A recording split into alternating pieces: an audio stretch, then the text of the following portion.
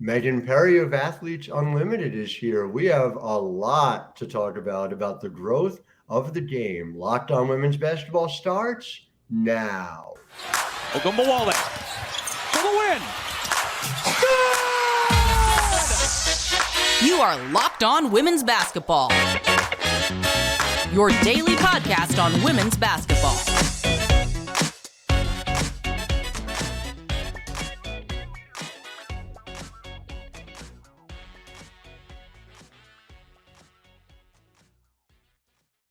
Well, hi there, everyone, and welcome to Locked On Women's Basketball. I'm your host, Howard Megdal. I want to thank you for taking the time to make us your first listen every day. Again, over 100,000 listeners last month alone. Love the group, the community that we've created here. I want to thank you for subscribing. If you haven't yet, subscribe on YouTube or wherever you get your podcasts. And of course, it is not just me. It is the incredible, talented group over at thenexthoops.com, where we cover the game 24/7, 365, over 100 reported pieces about women's basketball every single month. Subscribe for $9 a month or $72 a year at thenexthoops.com. And I am delighted to be joined by somebody who I have covered, who has been critical to the space of women's basketball. And Megan Perry, I hope you don't mind me saying so as a point of personal privilege, but you are the director of basketball at AU. When that announcement came in, there was an understanding of, all right, they are bringing in somebody serious here, somebody who can do the necessary work for what is a vital space in the women's basketball infrastructure. So I want to welcome you, and I want to ask, first of all, from your perspective, why now for AU in your distinguished career? Oh, well, Howard, first, thank you for the kind introduction. I have to say that it's a pleasure to spend some time talking with you in our women's basketball community. And, you know, when I think about AU and I think about now, I'm really excited about this opportunity because for those that may not know a lot about my background, I've been in women's basketball my whole life. It's been this common thread in my journey. And I'm excited to have the opportunity to continue to grow the game. And I think we're at such a critical juncture within the women's basketball space where we are right about to take off. I feel like we've been growing and growing in small steps, but I think there's so many eyeballs on the space. And I think the combination of my business background and that understanding and that savvy from years spent at the WNBA league office, some time spent on the broadcast media side, and then the relationships that I've developed over the years with our players and being able to put those two things together, I think is the right formula to help grow something special with AU. I think they've proven that, you know, this is a strong platform and it's a platform that is off to a really strong start. And I just think that me coming in will give us the opportunity to take it up another notch. So I'm excited for an opportunity to grow the game. And it's important to me because the game's in I think one of the best places it's been in a long time. And I want to continue to help drive that forward. What's interesting about it, too, is that it is a time literally of innovation. I mean, you spend time at Sports Innovation Lab. You are looking for new ways forward, and they're not necessarily the path that the men's game took. They're not necessarily the same model that is operated here. And I guess as somebody who, you know, comes from a WNBA background as well, you know, take me through, because I got to be honest with you, you know, for me and somebody who grew up in the league established format, you know, across professional sports, it takes a little getting used to. And then you experience it and you see and you say, oh, I love this. Oh, this is something different. But, you know, what has that process been like for you as you were kind of introduced to AU before you even came on board? Yeah.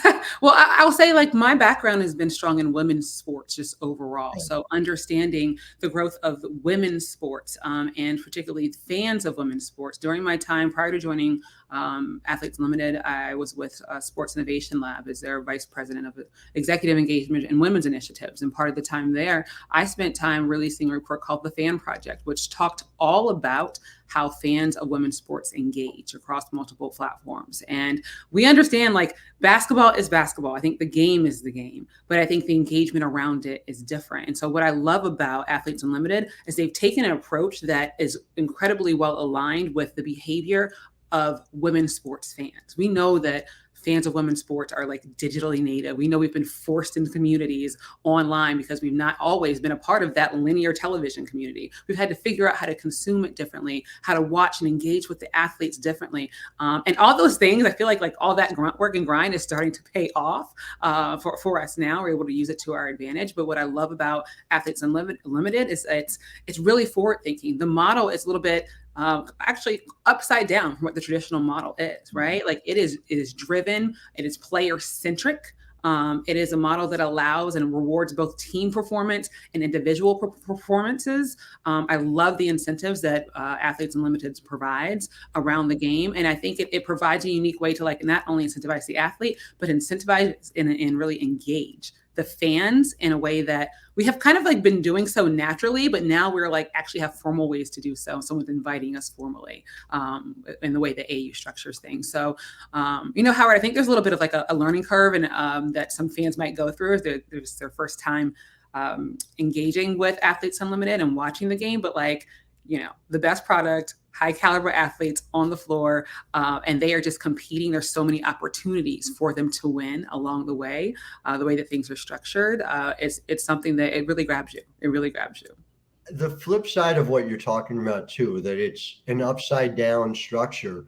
Yeah. We're living in this moment where so much of what's traditionally been in place, and it's easy to think of them as, tent poles to hold on to, but in a lot of ways in place as blocking change are going by the wayside. Linear TV, and we're seeing this day by day, is getting torn down. And so when you think about sort of that model, I know figuring out how AU gets distributed has been a process over the first couple of years, whether it's the combination with WNBA League Pass and more of the digital side, whether it's with the television network. Do you feel as if there's what are the guidelines as you figure it out? Because it feels like everything's up for grabs right here in 2023. Well, I think that there is. And so like I'm coming into this position, I think I shared I'm on my third week as of today, beginning of my third week on Tuesday morning, right? So I think there's a lot of things we're exploring on the table. What I am encouraged by is that, yes, well, I want to say, I don't want to say we're not dismissing linear television, right? Like it still exists. But what I think is important is that there are other platforms and other ways to engage in addition to that. And AU has been incredibly open and I think forward thinking about the ways that they are engaging fans. So yes, we are actively pursuing opportunities to continue to push Athletes Unlimited basketball across linear platforms. But as well, it's like, well, how else are our fans engaging with us? What are we doing online across social media? What are the other conversations that are being had? I mean, innovations around our draft, innovations around just how the viewing experience, how close you get to the athletes, right? The different perspectives that Athletes Unlimited provides during the broadcast to engage fans, some kind of behind the scenes and up close things that you don't always get in a more traditional form. So I think that all of that is only going to continue to drive this league forward and is something that's the most attractive thing about it. Like we're forward thinking, we're on the cusp of it. We're not afraid to try it. And I think people dig that. And clearly there's been a reaction from fans that are very positive. There's also, we're going to get more into this in segment 2 about the extent to which player empowerment has been central to what is happening here. And I think that dovetails as well with where the league can go. First, want to make sure that we're talking about our sponsor, and that is Bird Dogs. Now, Bird Dogs make you look good without sacrificing comfort in the process. And I say look good by the standard that I use, which is, does my wife like them when I wear them? They are khaki shorts designed to fit slimmer through the thigh and give you a truly sculpted look. Bird Dog shorts are the exact same thing as Lululemon, but do it way better. They fit way better than regular shorts, I am told, that are made of a stiff, restricting cotton. Bird Dogs fixed this issue by inventing cloud knit fabric. I couldn't tell you the science behind it. I can only tell you that they're very comfortable, and I get the approval from my wife before I walk out of the house. They look just like khaki, but they stretch you, get a way slimmer fit without having to sacrifice anything in the way of movement. So you want to check them out too? Go to birddogs.com/LockedOnNBA or enter promo code LockedOnNBA for a free Yeti style tumbler with your order. That's birddogs.com/LOCKEDONNBA, or using that promo code LOCKEDONNBA for a free Yeti style tumbler. You won't want to take your bird dogs off. We promise you.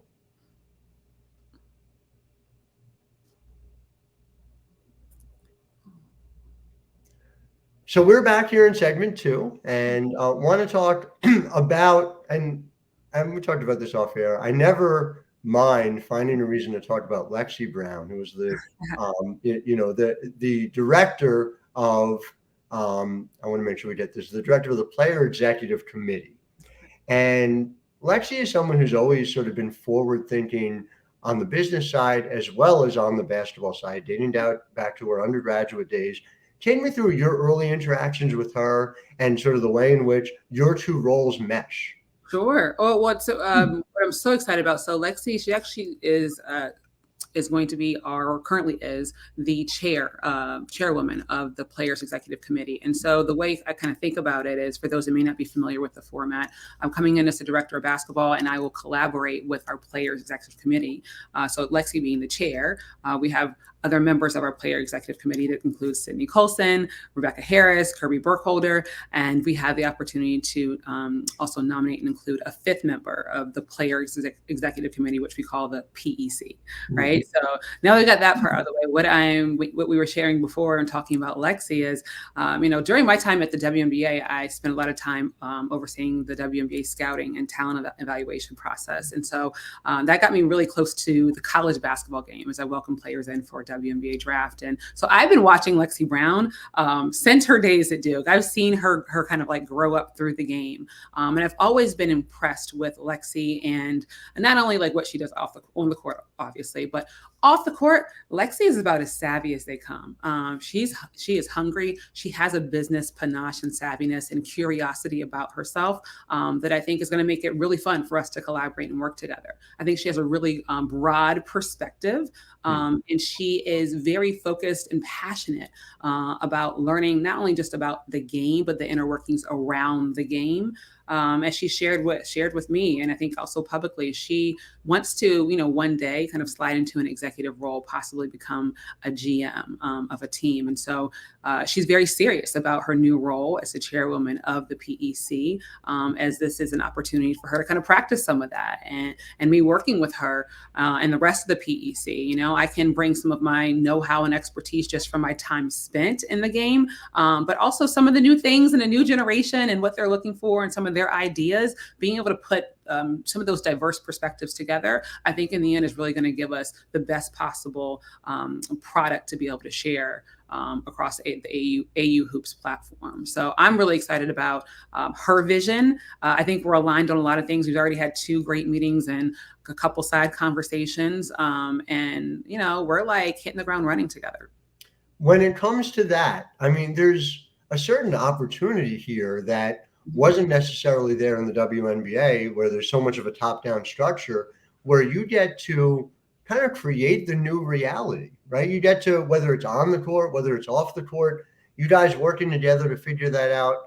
You're in week 3, so I'm not going to ask you what are the finalized plans for that. We're working on them. I'm sure. I'm more interested in, like, what is that going to look like? Is your vision that there need to be some additions, some changes to what you're doing off the court? Is it, are you anticipating having conversations about Onport Rules changes?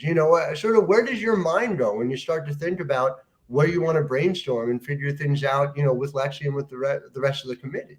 Yeah, I think with the committee so far, I mean, we meet on a weekly basis. And so we are talking, and what's different about the position is we talk about everything. But at the end of the day, understanding this is a player-driven league, the decisions ultimately rest with our PEC, right? So we can set up and talk about it together, but what they want to go forward with, ultimately, it's going to be up to them, right? And I'm working alongside them to come to those decisions. I think there's a lot of things on the table, to be quite honest, Howard. And I'm someone where my background is, something that I care a lot about, and I think is critical.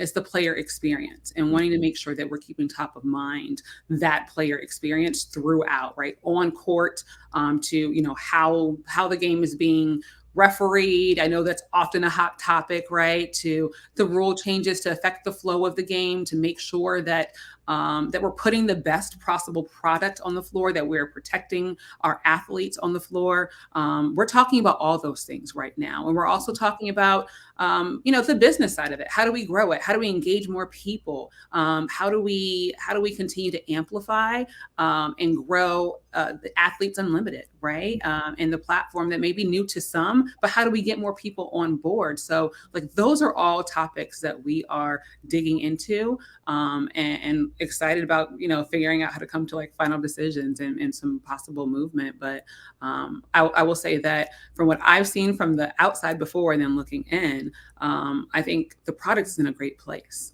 We want to continue to engage and invite the top players, right? And give people an opportunity to be able to play basketball year round at a high level. That's what we're all about. And so doing that in a first class fashion, every way, in which way possible, is what we're focused on. So let's talk about that, where it fits in the broader schedule, because like you said, it's this incredible moment where there's a lot of innovation and there's a lot of conversation about how to get there. And so you talk about the committee. The committee includes not just Lexie, but Sid Colson as well. And these are two active players, obviously, in the WNBA, meeting weekly to figure this out. And we know this is always the hustle, right? If it weren't for AU, if it weren't for that moment, there would be actively trying to figure out, well, where are you playing overseas off season? And there would not be other options. And so I frame it in that way, by way of trying to come up with, first of all, a sense of whether you think the conversation has already changed as you guys head into season 3, with where people are thinking about AU, more people thinking about AU, the fact that there has been, additional star power. Melissa Smith is proving that you go to AU, you play, you get better, you come back, and your WNBA profile changes as a result of it. How much is that, in your mind, symbiotic on the court? And then I want to talk obviously about the off the court aspect of it as well. I think it's something that, we continue to talk about the positioning, right, of Athletes Unlimited. And I think something that the PEC and myself want to make clear is, like, when we think about the overall landscape of the women's basketball community, we are here because we understand. Let me just say this. We understand there is so much talent, right? And there's not enough room, right? In the current space, when you just think about the WNBA, there's so much untapped potential that is being left without opportunity to play. And we want to give as many other women the opportunity to play at a high level. And so our focus is not on creating just a space, just like for the off season. Our focus is on creating opportunity so that stories like Lexie Brown, like Melissa Smith, so that players have the opportunity really to become their best selves. And that's what AU ultimately is providing. And I think the conversation, publicly, people are just catching up, right? But it's been out that way for a long time. Players have been trying to figure out this pull and tug of, do I go overseas? Do I not? There have been, obviously, we're all familiar, right, with the situation with Brittany Griner, and getting through that, right, and what can unfold going overseas and the risks that are there, and things like player marketing agreements being put in by the WNBA, incentives for people to be able to stay back and find opportunities domestically. Those conversations have been going on, I know, at least since 2008 when I was a part of them. But now that I think there's more people paying attention, there are more dollars on the table, we just have more people's ear, right? And they kind of see what we've been going through. I think that this is like a right moment. This is a right moment for us to be able to show people what we've been working on, right, all this time. and it's interesting because, like you said, there's a lot of work that has been put into place. There's a foundation, there's a financial foundation, there's a runway that goes along with it. And I use that as sort of an introduction for the conversation that took up much of the space last week, which is unrivaled, which is the the new initiative that was announced by Brianna Stewart and Nafisa Collier. Yep. And I just to kind of lay it out, and we've talked about this on the program last week at the time that it happened. There's obviously positives. There's obviously the understanding that there's space for WNBA offseason league domestically. There's also the fact that what was laid out was very ambitious. It's the idea of something starting in January 2024, which is a 6-month lead time, which is time a little small on details when it comes to where's the financial backing coming from, where are they playing. I mean, as you all know, like the logistics of that are a lot. So I guess sort of bigger picture, take me through your thoughts just initially on what you've heard about it, and whether how the space accounts for potentially 2 leagues operating at the same time in 2024. Yeah, well, I'll say like what I shared, I think even last week when this news broke, was that I'm always excited about the growth of women's basketball. And so like, even if you step outside of just Athletes Unlimited and you step outside the unrivaled lens, you think about the fact that we are talking about having more than one place for women's basketball players to be able to play in the off season, right? Opportunities for these women to continue to take care of their families and grow in their personal needs and continue their professions here domestically. That's a win. And I'm here for that. Absolutely. I think that Unrivaled's emergence, and as they grow and kind of figure out exactly, the details of where they're going to be and who's going to be a part and all that, I think that's exciting for women's basketball. And I think there's room for both to exist. And we'll see about like the timing of how it all works out. But overall, the sentiment is that like with AU, we continue to stand for what we stand for, which is being inclusive, putting the best product on the floor and opportunities to grow the game. And that's like what this is. And so I think there obviously are some things that are just different about Athletes Unlimited, in that like it's 5-on-5 format. I think the new proposal for Unrivaled is to be 1-on-1 and a mix of 3-on-3.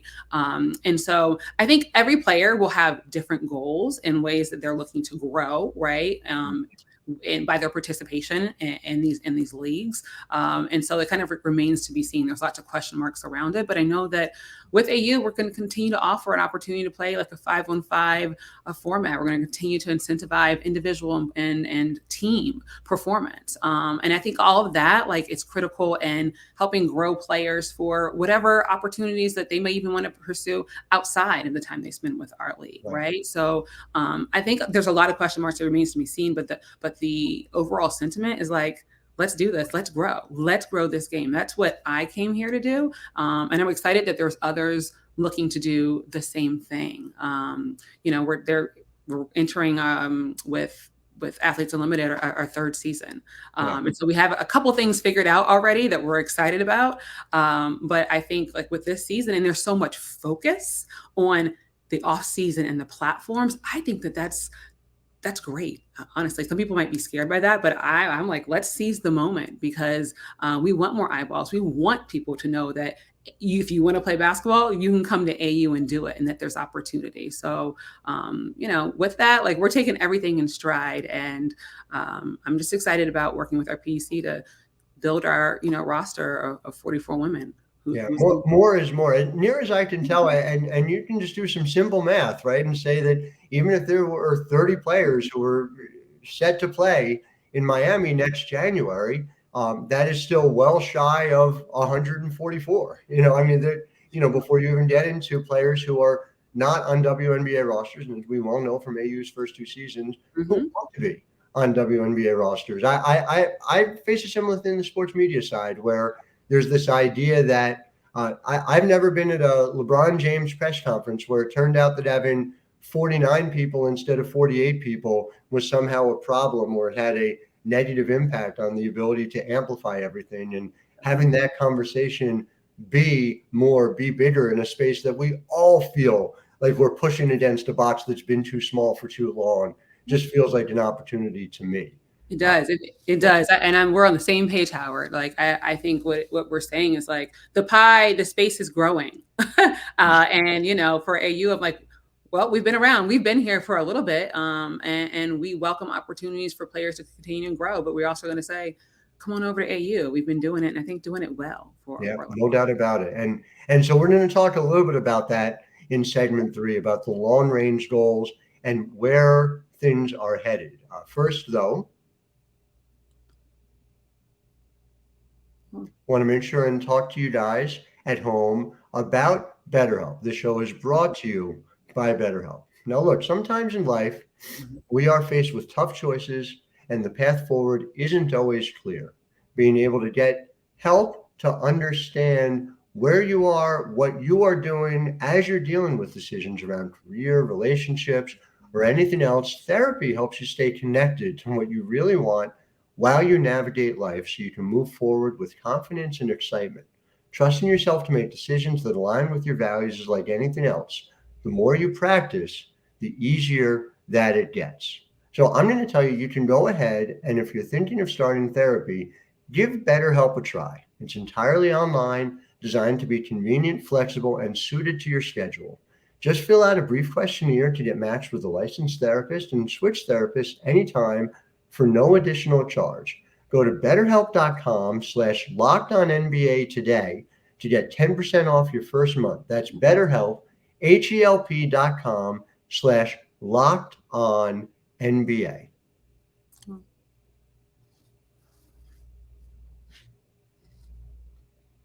And so, man, I'm so energized talking to you about this. Like, you're thinking about AU and thinking about where it can be and what it can be. And I want to set that framework when you talk about positioning. Yeah. Because that to me is so fascinating, right? There's positioning in terms of time, or, when it is being played. Look, you've been with the WNBA dating back to '08. There's been long conversation. How long should the WNBA season be? When should the WNBA season be? All of this stuff, we're in this amazing time where it's up for grabs.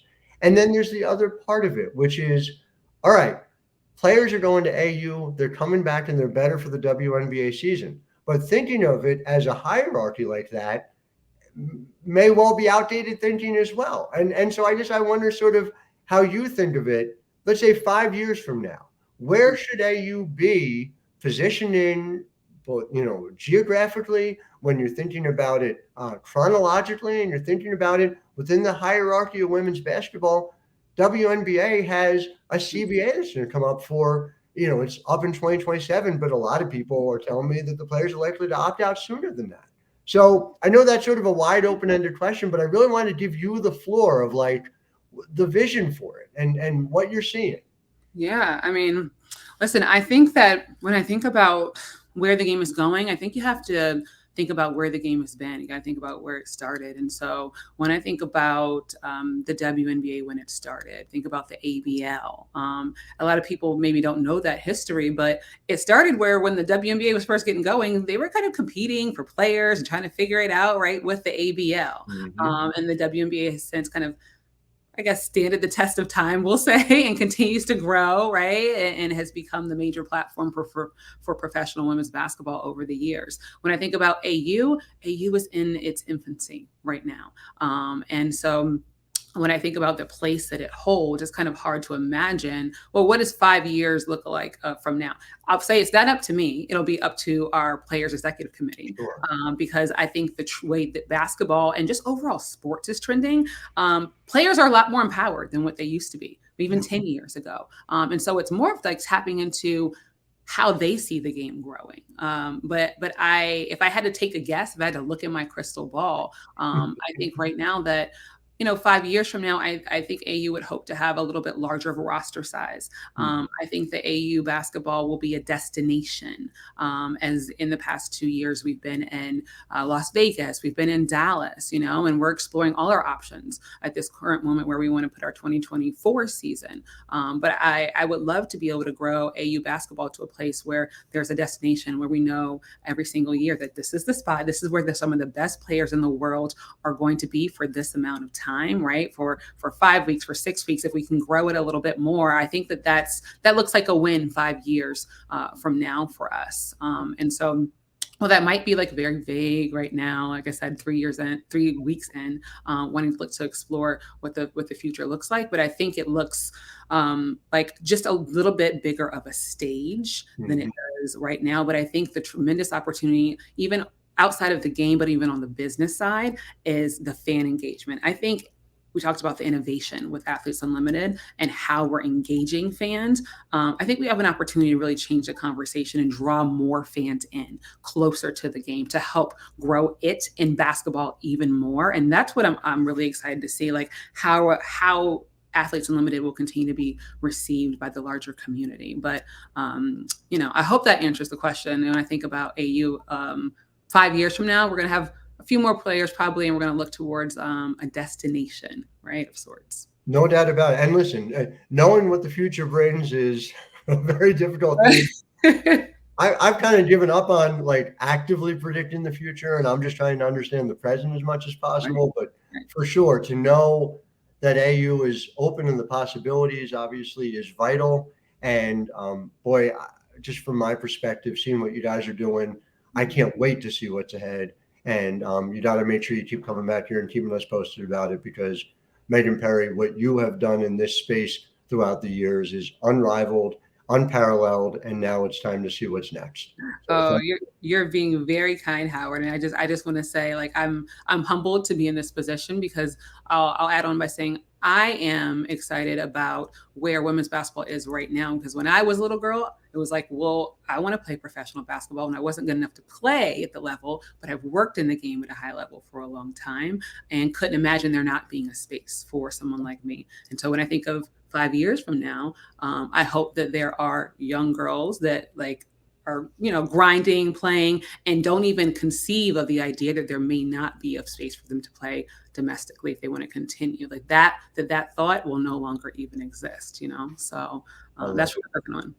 we will work together to make it so. Yeah. Thank you so much for your time. To our listeners, thank you for making us your first listen every day. We will of course be back to you tomorrow, as we are 6 days a week over at Locked On Women's Basketball, covering the game in all its evolving forms. Until then, I am Howard Megdal, wishing all of you a wonderful Tuesday.